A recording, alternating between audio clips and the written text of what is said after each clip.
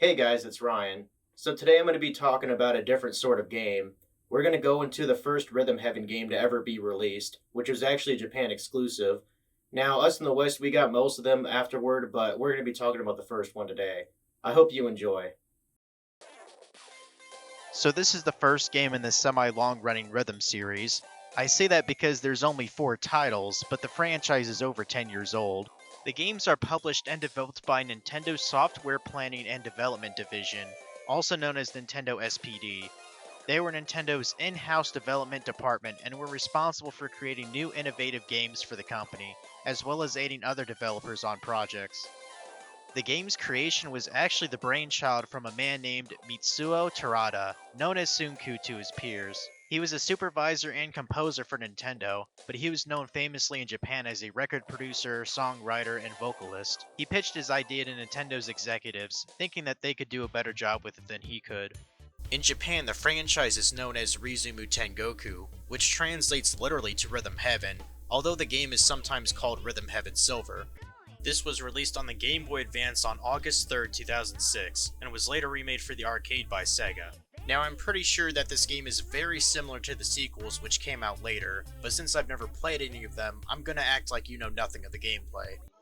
So the entire premise with this game is for you to use audio cues to complete each stage by timing your button presses in tune to the music. Essentially, it's trying to be a learning tool disguised as a game. And even further hammer that point, before you even start playing, the game forces a test on you to evaluate your skill level. Now, I'm not some rhythm god or anything, but I played some good Guitar Hero back in the day, so I'm sure I'll get a decent score. Okay, that's all of them done. How did I do? Oh, fuck you, game. Fuck off. The main portion of the game, you'll be going through a series of scenarios where you as the player follow the rhythm of the segment until the end, where you will be given a score based on your performance. During each scene, you will need to learn to time your button presses along with the music you hear. The game gives you a bit of a break and will actually give you a short tutorial on when exactly you are meant to interact. The scene itself is only about a minute or so long, but you will need to have a fair amount of concentration to finish with a passing score. There are only 3 scores you can get at the end of the segment: try again, okay, and superb. That seems a little vague, doesn't it? Well, let me break it down for you. Try again means you suck donkey balls through a straw and are a dishonor to your family, country, and humanity. Okay means you just barely slipped by and you realize that you will never accomplish anything as incredible as that for the rest of your fucking miserable life. Superb means you're most likely probably not even human, because as someone with a flawed souped up monkey brain, you shouldn't have been able to do that in the first place. At the end of the set, there is a remix challenge, which will really test your rhythm skills by having you go through each game in a set all at once. There are about 5 segments to a set and about 6 sets of games, so you're in for quite a bit of fun with this game. Now, naturally, as you progress further in the game, the acts will require much more precise timing, but you do have an infinite amount of times to pull it off. So the music for the minigames are rather interesting. A lot of them sound like pop, jazz, or techno songs. Now, some of them sound like just random sounds that somehow form a melody, but there are others that seemingly form a cohesive song, especially the remixes. Now, I mentioned Tsunku earlier, how he was the composer of the game. Now, he had a very strong background as a singer and player, but he has gone on the record and citing the Beatles, Duran Duran, the Power Station, Earth, Wind & Fire, along with something called Kayokokyu, which is basically J-pop at its earliest form, as inspiration for his music. Based on that, I don't really think it's much of a stretch to say that his style of music was implanted into the soundtrack of this game. I'm not especially familiar with a lot of those artists that I just mentioned, but as a Beatles fan, I can definitely hear a bit of semblance from their earlier albums. Something interesting is during development, Tsunku actually recommended that the staff take dance lessons in order to improve their rhythm, and on that note, I 100% agree with him. Now, I don't think you should be breaking it into an electric slide or the Harlem Shake while you're playing, but I think it would help a lot with your score if you start tapping your feet or banging your head. It seems like it just causes your brain to anticipate reacting more easily, but keep in mind you might look like a bit of a jackass when you do this.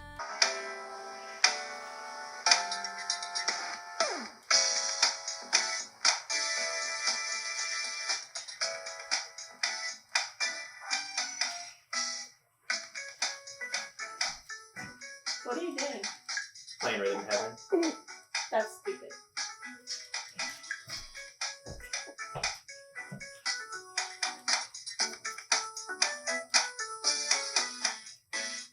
So as far as graphics go, it does have a weird style to it. Every stage seems to look like a cartoon made from Flash animation. Honestly, simple colors and shapes are probably the best though, as your focus should always be on the music and not the visuals. Anyone who's familiar with the WarioWare series should feel right at home, as Rhythm Heaven is made by the same people. I think it might even use the same game engine, but I'm not really sure, but they all feel like WarioWare minigames to me, just with better music. At first it seems like there's an abundance of variety of each stage, but that's not entirely true. The look might change, but the functionality can be almost identical in some instances.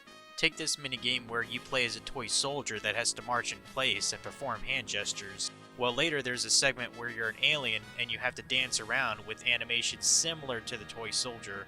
If you put them side by side, you can tell they kinda cut corners a bit. I guess you can make the argument that the alien game is a more advanced version of the soldier, but you can't deny that they repeat some of the levels. Regardless, I do like the designs of the stages, and some of them are even directly inspired by Japanese culture. The Bon Bon Festival is a real event in Japan, and I believe they actually clap their hands along to a song that's similar to the one played in the level. The karate minigame is certainly an homage to Japanese martial arts, perhaps even judo. The baseball game has got to be a showcase of how extremely popular the sport is in Japan. In fact, baseball is even more popular than their national sport, sumo wrestling. The controls are just as good as everything else is in the game. They're all tight and responsive. Now with something like a music game, controls are kind of essential for this game to even function, so that's definitely a relief. Fortunately, since every stage tells you exactly what to press at what time, it's only really your fault if you can't keep up. Now a word of caution to anyone if they plan on getting an imported copy of the game instead of emulating it like I did. There's going to be a little bit of lag in your inputs if you plan on playing this on actual hardware, so you may have to relearn the stage music in order to get through the levels. The main game can be completed in around 4 hours if you're decent at rhythm games, which is quite short, but it does offer a great amount of replay value for you. You can unlock additional games by getting medals via superb score during the segments. There is also a perfect score challenge that can be highlighted sometimes during gameplay that'll grant even greater rewards for your efforts. And lastly, there's a drumming minigame you can just fuck around with while listening to a track from the main game. Overall, this is a great game that should be checked out by everyone.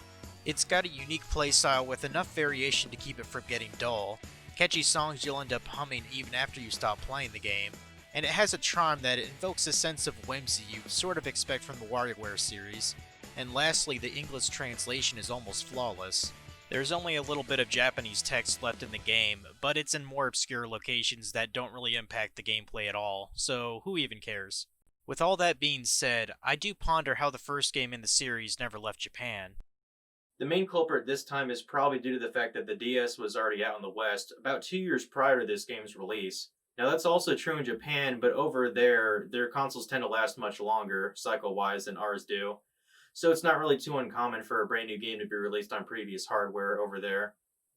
Now, another thing to keep in mind is that this is a niche product to sell, even for Japanese standards, so it'd probably be a hard pass for some Western audiences.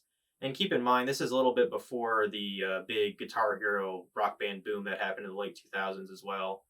Now, there is one more influence that I think I should touch upon just one more time, and yes, it's about Tsunku. So I've mentioned before how Tsunku was a celebrity in Japan's music industry.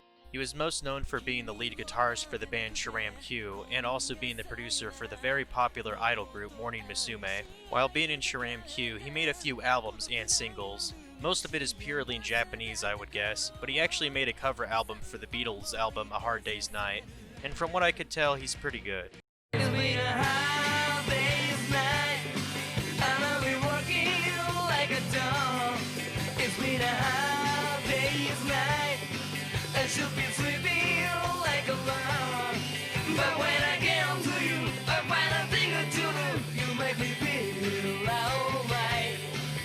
He had also worked with major television networks like TV Tokyo under the Hello Project's banner to create variety shows during the 2000s. In 2011, he was one of the many celebrities to support the victims of the earthquake attack on Japan by writing a song titled Love Is Here. So with someone with this kind of status with their name attached to a product, I'm sure this game sold better because of his involvement alone. He also worked on the other games in the series as well. Recently on Twitter, a fan asked Tsunku for a follow-up game to the series on the newest console. He responded with a hopeful message stating he agreed with the fan that the Switch is a fun system for everyone and to raise our voices together to let Nintendo know. Now, the most recent game was Rhythm Heaven Mega Mix on the 3DS, which came out in June of 2016, and since then we have not heard anything about a sequel for the Switch. I think it would sell rather well considering the console is now flying off the shelves with its coronavirus, but Nintendo has been quiet about the franchise. Hopefully a sequel will be announced before the series is totally forgotten. As always, thanks to these people who made this review possible, and if you have a Japanese game you want me to talk about, leave a comment below. Thanks for watching and I'll see you all later.